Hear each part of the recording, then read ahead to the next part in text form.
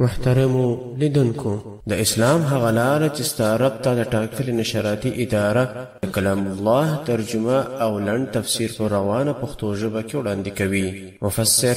شیخ القرآن والحديث حضرت مولانا عبدالواحد واحدي دامت بركاتهم العالية. أعوذ بالله من الشيطان الرجيم. بسم الله الرحمن الرحيم. أم حسبتم أن تدخلوا الجنة ولما يأتكم مثل الذين خلوا من قبلكم مستهم البأساء والضراء وزلزلوا حتى يقول الرسول والذين آمنوا معه متى نصر الله ألا إن نصر الله قريب. يسألونك ماذا ينفقون قل ما أنفقتم من خير فللوالدين والأقربين واليتامى والمساكين وابن السبيل وما تفعلوا من خير فإن الله به عليم. صدق الله العلي العظيم. دا مخکې چې کوم بحث جر سوی و پرون د اخرنۍ آیات هغه کې الله عز وجل دا خبره بیان کړې وه چې دا انسانان خو د سره وار د واره یو امت و یوه ډله وه د یو پلار د یو مور زامن و یوې جن مګر وروسته حب د دنیا ضدیت دوی وجې ته وهڅوله چې باره د خپل اختلافات راپورته کړي. اختلافاتو څخه یې باره د دین اختلافات جوړ کړي، کنې اصل د شهوت و د جاه و د جلال مخالفتونه. نو د دغه خاطره څخه باره هغه مخالفت نه جوړ شي، خو وجه یې بغاوت و. نو بغاوت څخه دا خبره مؤمنانو ته الله پاک وبرېښول. د هغه بغاوت پسې دستي ویلې چې الله خو مؤمنانو ته هدایت کوي، مګر خو د مؤمن په زړه کې دا خبره ور وګرځېدل چې نو د بغاوت په خاطر خو ما په خدای کې پرېږدي، د دنیا په خاطر چې دی د دنیا دونه محب دی ما ته ازي وزیرول راکې رقم نمان باره باندې ږدي. د هغه خبره چې ورپېښه سوه الله عز وجل په دغه آیت کریمه کې اوس یو تسلي ورکوي چې دا نو داسې نه دی چې یوازې پر تا تېرېږي، دا چې پخواني امتونه تېر سوي دي چې د هغو پکې څو خبر شي چې هغو څونه جنجالونه د دغه اهل دنیا والاو د لاسه وړي، دا د دنیا د جاه شوقیان دي، د دنیا د قوت و د طاقت و د ریاست شوقیان دي چې دې خلکو بیا څونه مظلومیتونه وړي دي. باره به نو تا ته تسلي سي چې واوا دا رښتیا کیسه دغه رقم ده، تا ګر سره دغه دستور دی. هغه کسان چې محبت د دنیا د اسبابو لري هغه د اهل حق سره مقابله کې زحمت ورکوي، دغسې ربط یې دی د ما قبله سره. نو دلته الله پاک داسې فرمایي ام حسبتم،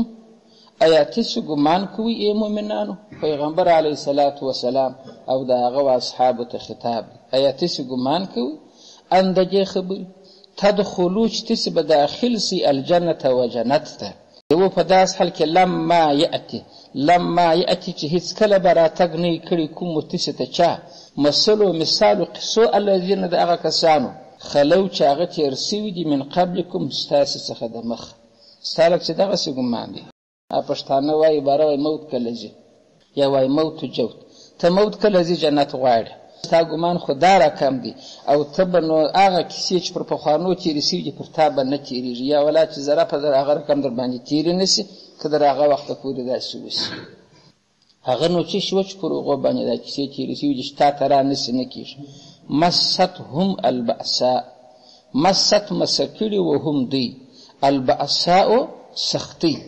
مست مسکړي و سړي ته د مثال په طور یو بد تکلیف ورسېږي، تبه د ګواکې دی تبې مست وي، تبه ځینې وموښتله مست رسېدلې و هم دوی ته البأساء سختي ورسېدلې وه. خورا دا سختي نو دغسې جامع تورې دي بالا که پر چا بند کېر سوي دي که ټکول سوي دي که وږي سوي دي، دا سختي پر دوی تېرې سوي وه. والضراء او پر دوی باندې ضررونه د مخالفینو د لاسه څخه رقم ضررونه چې ته فکر کوې هغسې ورسېدلي وزلزلو او دی متزلزل سوي و متزلزل دغه دی چې په خپل کور کې ټیک نه لري آرام نه لري چې ما به چاپه ووهل سي ماښام د خپله کوره جلا بل ځای بدېږي زلزال دغه دی چې انسان مضطرب زلزله خو د همځکه ښورولو ته ویل کېږي دی په خپل دماغ کې قرار نه لري وزلزلو دی ښورول کړه سوي و دغه رقم هغه خلک لکه دا اوس دغه رقم چې په د مسلمانانو چې پوښتنه وکړي چې د مازدیګر لمونځ یو ځای وکړي ماښام بل ځای کې ځغلي په تراټ هلته چې لمونځ وکړي ډوډۍ په بل کلي کې خوري هلته چې ډوډۍ وخوړه د بېجېدو لپاره بل کلي ته ځي دا څه شي دي خو دا زلزله ده خو دغه د ده په ژوند کې تزلزل دی اضطراب دی چې د ده نه خوب پر ارامه دی نه ډوډۍ پر ارامه ده نه ځای معلوم دی الله دا درې سره ذکر کړه مستهم البأسا دې سختۍ بسه کړي و هغو خلکو هم دغسې وو دښمنان به په پسې وه وغضراء غضررو تکلیفو کورونه یې ورنډول سوي وو مالونه یې ورته باس سوي وو لاسونه ځینې پرې سوي وو وزلزلو او دوی متزلزل سوي وو پر دوی دغسې سختۍ تېرې سوي وې د قرآن خوار شی مختصر بیانوي پښتانه متل کوي وایي موږ نمونه یې خروار موږ پروتست په اصطلاح کې دا رواج دی الله یې نمونې ماضي پیښ یي اوس یې نمونه ښه دغه د پیښ کړه بأسا وغضرا و زلزله دا یې ذکر کړه پسې وایي د زلزلې څخه دغه زلزله هم نه ده مراد همځکه چې شوري زلزله هغه د دماغ چې د انسان په دماغ کې زلزله وي نه کور ځای ورکوي نه ماجد ځای ورکوي چې په ما دښمن پسې دی ما وژني ما نه پرېږدي نو حتی تر داسې درجې یقول چې ویله به الرسول رسول صلی الله علیه وسلم به ویل والذین او هغه کسان امنو چې ایمان یې راوړي دغه رسول څخه د زموږ نبي صلی الله علیه وسلم نه دی مراد هغه پخوانیو خلکو رسول چې د دوی سره به هغه رسول به ویل او هغه کسانو چې ایمان یې راوړی و معه د ده سره چې مؤمنانو پر راټول وه دوی به څنګه ویل د نفستنګۍ څه ویل متى نصر الله متى چیرې دی نصر الله هغه کومک د خدای کومک نو اوس څه شو کنې د رسول علیه صلات وسلام بنو عقیده نه و پر کومک باندې خو وه مګر انسان چې ډېر بېتابه سي د انسانیت په تقاضا چې انسان ډېر ضعیفه دی بره به دغسې شیان د خوله وته متى نصر الله د ډېره زحمته به دغسې چې الله پاک نو وعده چې کړې ده کومه دی الا ان نصر الله قریب الا خبردار ان بشک نصر الله کومک د الله قریب نږدې دی الله کومک در نږدې دی نو الله به دا باره ورته چې د روان شي کومک اوس دا خو د آیات ترجمه ما درته وکړله اوس پر آیات پر تحقیق راغږېږو اول دا واره چې ام حسبتم ان تدخلوا الجنه ام حسبتم آیاتی چې ګمان کوي ان دې تدخلوا چې تاسو داخل سي الجنه و جنت ولما یاتکم او هیڅ کله به راتګ نه کړي کوم تاسو ته امام رازی رحمه الله په تفسیر کبیر کې د سیبوی څخه نقل کړی دی وایي د لم و د لما فرق دا دی د مثال په تور یو سړی دی دلته راځي عمر نومیږي یو څوک تا ته عمر نه دی راغلی تور ته لم یأتي عمر نه دی راغلی دا منه چې نه راغلی دی امید ستم او که داسې و چې ګرده منتظر و چې عمر راځي نو برد دول عمر نه دی راغلی تور ته ولما یأتي تر اوسه خو نه دی راغلی معنا راځي تمه یې درکړه دلته الله عز وجل د ولما ټکي استعمال کړی دی ولما یأتي چې راتګ دی ونه کې کوم تاسو ته مثل الذین خلو چې یعنې هغه کیسې تاسو ته ګوري پیغمبر علیه السلام اصحابو کې وښوله چې هغه چې تېرې سوي دي ورته منتظر سي هغه خواري ګرده درته ګوري حدیث کې راځي حدیث شریف د بخاري دی په بخاري کې چې دی دا 3850 نمبر حدیث دی قیس روایت کوي دی وایي ما د حضرت خباب رضی الله عنه څخه واورېدل هغه ویل چې وخت موږ کفارو په مکه کې چې مسلمانان ډېر کمزوري وه ډېر یې وډبولو نو خو د جهاد امر نه و سوی هغوی به په لار کې ورته ولاړ وره کم رقم مشکلات ښکنځل پرې وهل د جواله سره جنګول خوار انسان نفس و غیرت لري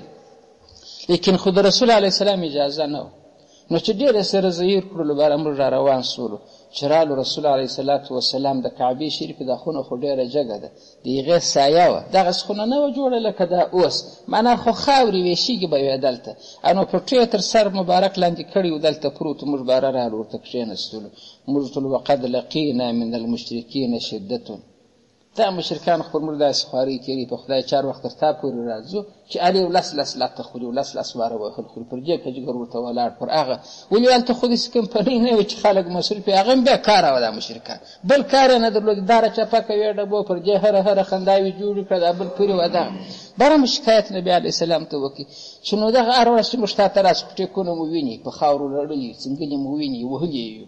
نو دی وایي فقلت الا تدعو الله ما خو تا خو الله پاک ستا دعاوې قبلي خو یو لاس پورته کړه چې الله پاک یې تباه کړي د هره ورځ تکلیفونه پر موږ کېږي بل وس خو نه لرو یو شرا خو ورته وکړم دی ما چې رسول الله صلی الله علیه وسلم ته ما خپلو ملګرو دا عرض و نبي علیه السلام ته وړاندې کړي پیغمبر علیه السلام خو د مخ هغه په ټوټر سر مبارک لاندې کړي باره راپورته سو دا مخ دی تک سور پر لا واوښتې دا زموږ د فریاده څخه باره یې وویل لقد كان من قبلكم باره زه به تاسو ته د تېرو امتو د نبیانو د امت کیسه درته وکړمه یو نه دی دا دغه رقم ډېر تېر سوي دی باره یې لقد كان من قبلكم ليمشطوا بمشاة الحديد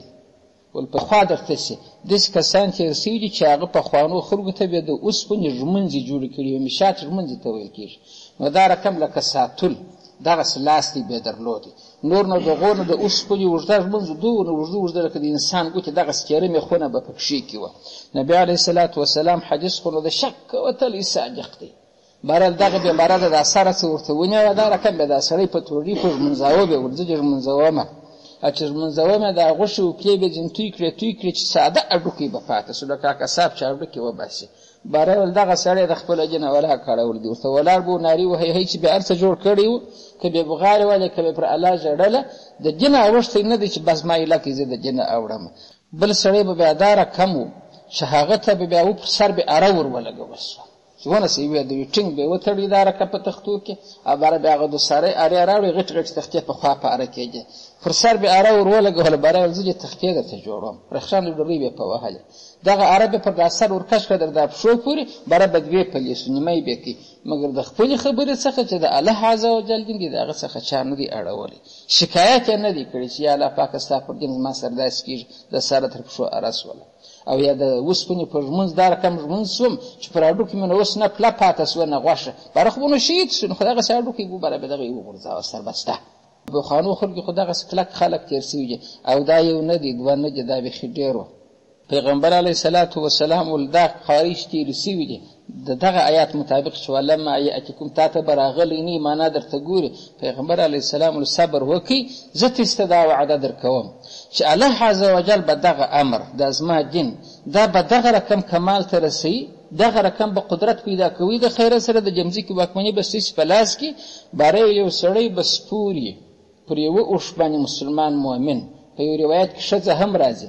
دا به رواني د صنعا څخه صنعا د یمن پایتخت تر حضرموت پورې حضرموت هغه د شام خواته په هغه علاقو کې لرې بل وطن دی ول دا به رواني په شپو به سفر کوي دا به یو د الله څخه بیریږي د الله څخه مؤمن هر ځای بیریږي په خپل کور کې خو هم بیریږي هغه د الله خوف ورسره یې ګناه به نه کوي او بل که دوه درې پسونه ورسره او د لیوه څه به بیریږي د هېڅ مشرک و کافره به بیره نه وي ورسره دغسې به بیا هغه روان وي معنا دا خو د اسلام ډېره غلبه ده چې مسلمان باره روان وي اوس د کوره څخه تر ما نسې راتلی لس واره وهل سوی دا امر به دغسې حال ته ورسېږي چې بیا به د صنعا څخه تر حضرموت ته سړی ځي پر اوښ به سپوري مال و طلایې به ورڅخي هېڅوک به مخ ته نشي درېدلی وخت به دغسې وخت راشي او د هغه رقم هم راغی د رسول الله صلی الله علیه وسلم وخت دا مازې تېر سو د ابوبکر او د حضرت عمر رضی الله عنه په زمانه کې فتوحات ډېر وسوله اگر چې فتوحات خو د نبي علیه السلام په زمانه کې هم سوي دا نور جهادونه خو وروسته وسوله امن د مؤمنانو دغه رقم امن ورله راغلی نو په دغه ځای کې چې دوی دا اوس الله پاک دا تاسو ته ګوري ورته راځي دا د نبي علیه السلام امت ټول چې درته راځي داسې نه دی چې یوازې پر اصحابو باندې راځي دا د امت چې تر قیامته پورې دی دغه کیسې ورته ګوري نو پاته په دې آیت کې بله خبره دا راله چې رسول مؤمنان بول متی نصر الله پر دې ځای سوال دا ورګېږي چې دا رسول یا د مؤمنانو نو د الله تعالی په نصرت کې شک درلودی چې پر دې زحمت رالی باره به په د آیات کې چې اوس راځي چې نو د خدای نصرت څه شو نه دا د شک څه یا دا سوال د شک څخه نه دی دا سوال چې دی هغه د بېتابۍ څخه دی چې معنا الله پاکه ستا پر نصرت خو زما عقیده ده چې راځي نو څه خو زما ژر په کار دی زه به الله طاقت نه لرم دا اوس یوه نیمه میاشت مخکې په دا پرات کې جنګ و نو دلته باره ډېر په عذاب کړي وو دا مجاهدین و طالبان نو مولوي صاحب د هغو سره ورسره د شناخته دي باره په خندا باندې دا ټوکه رالېږلې و باره دلته چې موږ ډېر په عذاب سو دا رقم په ما نه راغورځوش په مځکه یې اور اخیستی ډبرو به اور اخیستی و نو شهیدان دي دا شهید هغه وسوځل شو هغه نیمه شو پر مابین باندې د دې سر پرې شو نو دلته یو را سره و هغه باره له الله پاکه تعالی بالا څه کوي در څه وخته پورې صبر خو اندازه لري ول دا د بېتابۍ څخه دا راځي بره له الله پاکه بالا له څه شي دا څه چې مونږ نه دي شته کې اوس دی داسې نه دی چې د الله پاک سره دعوه کوي. نو کتاب وایي مولانا اشرف علي تھانوي رحمه الله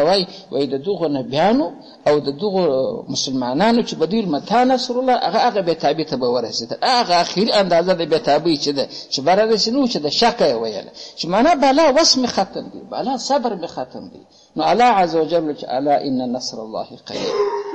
انسان چې دغه درجه ته ونه رسېږي چې د ټول اسبابو څخه نظر قطع نشي، تر هغه وخته د الله نصرت هم نه راځي. بله خبر دا واردېږي چې الله سوال واردېږي چې الله عز وجل داسې ګمان کوي چې جنت ته ولاړ شي. جنت نشي کېدای تر څو چې تا ته هغسې کامې را نشي لکه پر تېرو سپېر سوي لکه حدیث کې بیان کړه چې د اوسپنې په ژمنځ باندې ژمن سوي ناست. خو دا ډېره خبره په حدیثو کې راځي یو سړی فاسق و فاجر یې بره الله پاک یې جنت ته داخل کړي وبخښي. د دې جواب دا دی چې دلته درجې فرق لري، د جنت درجې هم فرق لري. اعلی درجه ده، ادنا درجه ده، متوسطه درجه ده.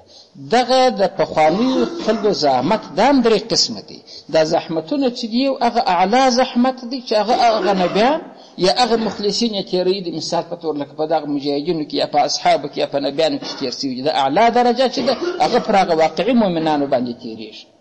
بله د مابین درجه ده هغه دغه بین خلک چې د مثال په طور حج کوي، زکات کوي، خداګر د زور غواړي، لمنځونه کوي، ګرد و مردار د اسلام احکام عملي کوي. بله کمزوره درجه ده، کمزوره درجه زحمت دغه دی د ایمان چې راوړي خو دا هم زور غواړي چې ته پر ټولو هغو شیانو چې د کفر دي پر منکر کېږي چې دا غلط باطل اگر چې ما کړي دي او زما ایمان چې دی هغه حق دی او ته خپله سمه ده ما آمنت بالله وایي، دا هغه ادنا درجه ده. نو ګوره د پخوانیو خلکو زحمت در باندې راځي نو یا په هغوی کې هم ادنا متوسط اعلی وه. دلته هم دغه چې ته ګناهکاره بولي او چې واقعي مؤمن یې لا والله چې د دین په خاطر پر دې یو څه زحمت تېر سي چې خپله د ایمان مازې خوندي کړي خو لا په زحمت کې دي. نو دل د پخوانیو خلکو کانه ګواکې راغله مګر و ادنا درجه یا تر هغه لا نو کې زحمت پر تېر سوی دي، زکاتونه و حجونه و دا جهادونه یې کړي دي، دا متوسطه درجه سوه. یا هغه دي چې هغه درجې ته رسول سوي دي د زحمت هغه درجه ده چې دی د متا نصر الله نارې د څه خاطره وایي الله ته وایي بلا طاقت په خدای که لرم پر نصرت مې دې عقیده ده چې په والله چې که یې مګر خو نو څه وخت یې که رایه که بله هغه درجه ده. نو دا سوال نه واردېږي چې سړی ګناهکار یې جنت ته ځي او دلته وایي چې الله پاک یې جنت ته نه سي تر څو چې پر تا د پخوانیو رکو زحمتونه را نه سي. خو زحمت درجې لري، مال د زحمت ادنا درجه هغه ده چې سړی واقعي په صداقت ایمان راوړي. په ده تکلیف دی خو چې ایمان راوړي خو د حرامو څخه دې راګرځي. حتی دغه د قرآن کریم ناسته خو چې ورته کښېني خو زحمت غواړي، خو دغه هغه ادنا درجه ده. نو چې دغه دی وکړي بېرته اوس ترجمې ته راځم هغه سوالونه څه بیان چې هغه یې ختم دي. ګورو اوس په تور به پوه سي. ام حسبتم آیا تاسې ګمان کوئ ای مؤمنانو ان د دې تدخلو چې تاسې داخل سي الجنة و جنت ولما یأتي او هېڅکله به نو راتګ نه یې کړی کوم پر تاسې باندې مثل و مثال معنا هغه کاني و هغه واقعي الذين د هغه کسانو خلو چې هغه تېر سوي دي من قبلکم در مخه ستاسې در مخه چې کومو مؤمنانو کوم زحمتونه تېر کړي دي ته به دا نه تېرې جنت ته به ځې یا دا به تېرې ادنا د ادنا په درجه کې متوسط د متوسط په درجه کې اعلی د اعلی په درجه کې. هغه څنګه ونو نمونې حکایت یې وکړه مست مسه کړي به هم دي البأساء تکلیفو بېخي رقم خواري پر تېرې سوي وي وغضراء ضررو مسه کړي وه رقم تاوانونه د مال و د جان ورسېدلي وه وزلزلو او دوی متزلزل سوي وه امن ځینې اخیسته سوی وه د شپې ارام و ټیک ځینې اخیسته سوی وه د یوازې شپه د مثال په طور 2 شپې پرې یو ځای نه شوې کولی حتی تر دغه رقم متزلزل سوي وه بېتابه سوي وه یقول الرسول چې رسول به ویل دا زلزال دغه رقم دی لکه رسول علیه صلات وسلام چې مکې شریف څخه تلي هجرت یې کوه دا اوس د ښې ورځې دی ولاړې. خو په حدیثو کې راځي چې رسول الله صلی الله علیه وسلم چې هجرت کاوه نو باره رالی پټ رالی د مکې شریف دروازې ته ودرېدی زنځیر یې داسې ونیوی بهرحال که ستا زامنو یو څوک چې په یو کلي کې اوسېږي دا ګواکې د دې کلي زامن دي خلک نه به وطن مور ده نو د عربو خو مکه مور وه ګواکې بهرحال که ستا زامنو پر ما زحمت نه وی راوستلی زه به تابه کړی نو ما ته ستا بغل چیرې هیله کوه کعبې ته ګاډو کعبې چې کتاب کوه زه په ولاکه تللی وای تر مرګه به زه ستا په بغل کې وای مګر خدا رقم یې ځکه راباندې تنګه کړه چې یوه شپه نه تېرېږي لمونځ نه ځینې کېږي برای نو د هجرت قصد وکړي روان شو نو زلزال دغه ته ویل کېږي چې انسان بېتابه شي حتی یقول تر څو چې ویله به الرسول هغه رسول والذین هغه کسانو امنو چې ایمان یې راوړي معه د دې رسول سره دوی به د بېتابۍ څه ویله چې متا نصر الله څه کله دی د الله پاک نصرت معنا شک و چې نه کېږي یا عقیده ښه ډول ولې وزن لري الا ان نصر الله قریب، الا پاک الا خبردار، ان بشک نصر الله کومک د الله عز وجل چې دی قریب نږدې دی. ځینې مفسرین وایي چې یا دا متى نصر الله دا به هغه امت وایي هغو به نارې کړي چې د الله کومک څه شو، ورسول ته به رسول به دا جواب ورکوه چې الا خبردار ان نصر الله قریب، بشک نصرت الله قریب دی. دا پسې وروسته چې یسألونک ماذا ينفقون د دې ځای څخه نو اوس 12 حکم شروع کېږي. د احکام خو را روانو، د احکامو په سلسله کې دلته د ایمان او د امتحان او دا څه خبرې سره راغلې اوږدې شوې، مګر اصلي خو ابواب البر را روان دي، هغه اعمال هغه نیک احکام چې و چا د نیکۍ دروازې وي نو په هغو کې یوه دغه خبره ده چې دا څوک مال خیراتي چې چا کې ورلره ورکړم. د مال په باره کې الله مصرف درښیي. تاسې چې غواړئ چې مال خیرات کړي، فرضي زکات دلته نه یادوي. ولې فرضي زکات چې دی و مور پلار ته نه دی روا چې سړی ورلره ورکړي، او په دې آیات کریمه کې مور پلار ذکر کېږي. نو دا نفلي صدقات چې څوک کوي باید ځای ځینې ورکړي چې دا زه چیرې مصرف کړم، الله دغه بیان کوي. یسألونه دا خلک پوښتنه کوي که ستا څخه ای رسوله ماذا څه شي ينفقون دی نفقه کې، دوی څه شي خیرات کوي، کم شی خیرات کوي. الله پاک وایي هغه چې هر شی ستا پر لاس راځي د هغه جواب یې نه کوي ورلره ور چې غنم خیرات کړه یا پیسې خیرات کړه یا بل خیرات کړه، د خیرات ځای ولټوه، پر ځای برابر کړه. قلت ورته ووایه چې ما هر هغه شی انفقتم چې تاسې مصرفوئ من خیرین د یو خیرت څخه ته واځه چې خیرات کوم، یا هر شی چې ته خیرات یې بالا ډوډۍ خیرات یې، پیسې خیرات یې، جواري و غنم خیرات یې، فللوالدین د مور پلار دپاره دی. اول خپل پر مور پلار باندې نظر وکړه چې وږي خو نه دي، تږي خو نه دي، خدمت ته خو ضرورت نه لري، جیب خرڅ ته خو ضرورت نه لري. ګوره مور پلار دغونه حق لري چې په نفلي و خیراتي زکات کې اول الله دی ور یاد کړه چې ورته اول یې د دغه ځای وشروع کړه، که دی ضرورتمند و دلته یې ورکړه. نو ګوره پر مور پلار هم خیرات کېږي چې ورلره ورکړي. پسې والاقربین پر خپلو قریبانو باندې، خو قریبان لري یا به ورور لري یا به د مثال په طور دغسې کمزوري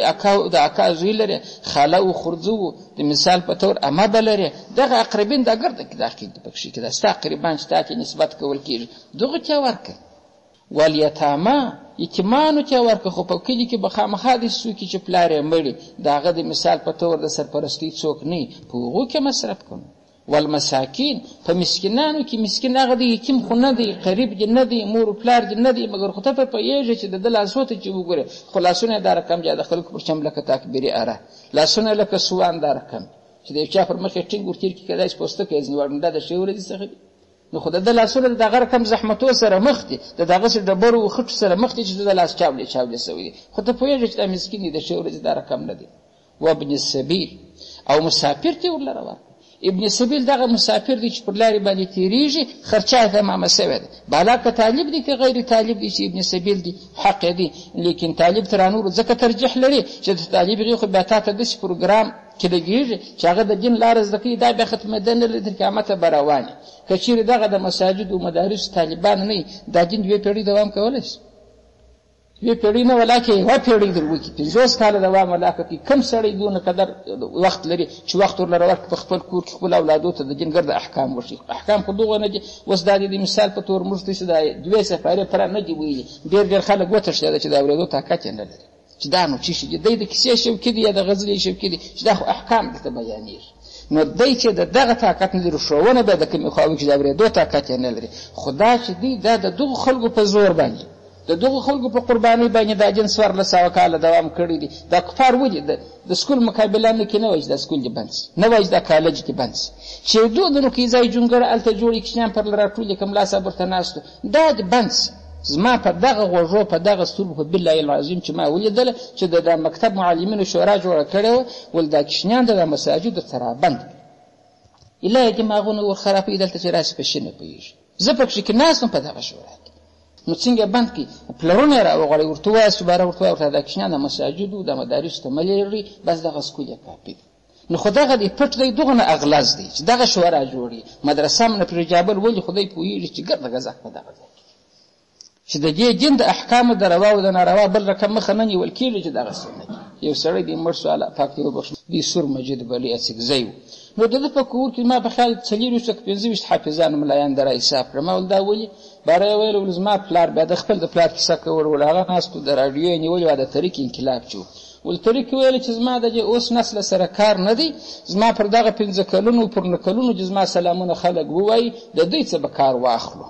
د دوی مکتبو ته راکش کړي چې د دوی دماغونه ور اصلاح کړو. ول زما پلار ورموږ په ریګ کې پراته ول بری پښه پر دا بله راړولې ول بری قسم واخیستې ول ښه اغلازه بری ول نو چې ته دا رقم فکر لرې زما جنون په ذات الله قسم که زه په خپلو زامنو بل کار وکړم که خواسته غې کېږم که منم که زما ورشانو کوژدې خرابېږي که نه خرابېږي چې زه سبقه ته وانهچوم. نو ول زما پلار هغه کیسه په مخه واخیسته ما پسې واخیسته اوس ول کور ماشاءالله ځوان دی که سپین ږیری دی که ګډوېښتی دی په ګردو کې یا حافظ دی یا ملا دی یا اوس طالب دی پسې ورک دی سبق دی وایي. ول دا هغه وعده زما د لار بده چې هغه کړې وه چې ول دا زما ماښام په یاد چې ول طرف کې ګډ ول نو د هغه چې هغه خبره وکړه پخواني مسلمانان دغسې غیرتمن وه. نو اوس مسلمانان هم دغه رقم وکړي چې ته دونه رقم اغلاظ یې نو چې زه خپل زوی په خپل دین خبر نه کړم پرې ولاقه ږدمه. نو دوی خو چې دي و ابن سبیل کې ما خبره کول مال په ابن سبیل کې خو هر مسافر داخل دی مګر خصوصا دغسې مسافر چې هغه په طلب د علم پسې د هغه امداد به ډېر ثواب لري.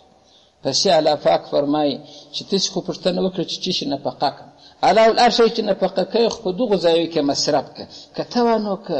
بیا د خلکو هېر سول نو زما خو پیسې دې نه مې زړه کېږي په څه رقم زه راته راکوي یې ګټم او بیا زه یې چا ته ورکړم. نو الله وایي وما هغه تفعلو چې تاسې فعل کوئ من خیر د لږ خیر څخه چې ویژدن خیر کوي فإن الله به علیم. الله وایي کیر ولا کسي دا د الله تعالی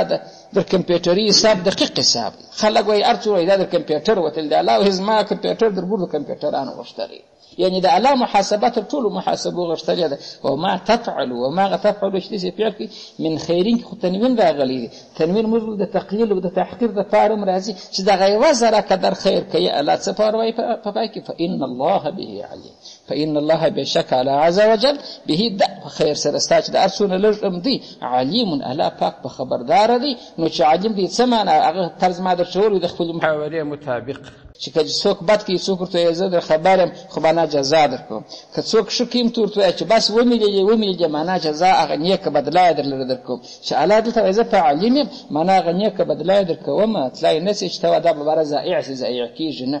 نو دا اوس آیات کریمه چې اوس موږ وایو 215 نمبر په دې کې بیرته هغه د احکامو سلسله راشروع سو هغه ابواب البر په دا مابینځ کې څه نورې خبرې ورولوېدې هغه خو پوره تفصیلات یې تېر سوی دی. دا 12 حکم چې بیان سو چې مال که څوک خرڅوي مصرفوي دغه الله پاک ځایونه ور وښول د نفلي مال دپاره چې حتی په خپل اولاد یې مصرفولی سي. خیرات وایي اول په خپل اولاد دی. نو چې ستا اولاد وچه خوله په پاویا او تکې د شوروا نه ده لیدلې په د مثال په طور په دې دوی کې د مالټې څکه نه ده کړې نو د ده د نس د دماغ او نس مالټې ته اوه د نه کېږي زردکي ته د نه کېږي غوښې ته د نه کېږي دغه چې راوړي نه ته خیرات پکښې کې وکړه چې الله پاکه دا ستا یو مخلوق دی ما خو به نه خلقیلی خو تا به خلقیلی وان پر ما خو به د یوه چې ډوډۍ حق لري دغه صدقه د خیرات یې پر سې کېږي پر پلار او پر مور باندې سې کېږي. نو الله عز وجل د نیکو اعمالو توفیق را لره راکړي که مو کړي الله تعالی چې په خپل دربار کې په نیک قبول وګرځي. واخر دعوانا الحمدلله رب العالمین.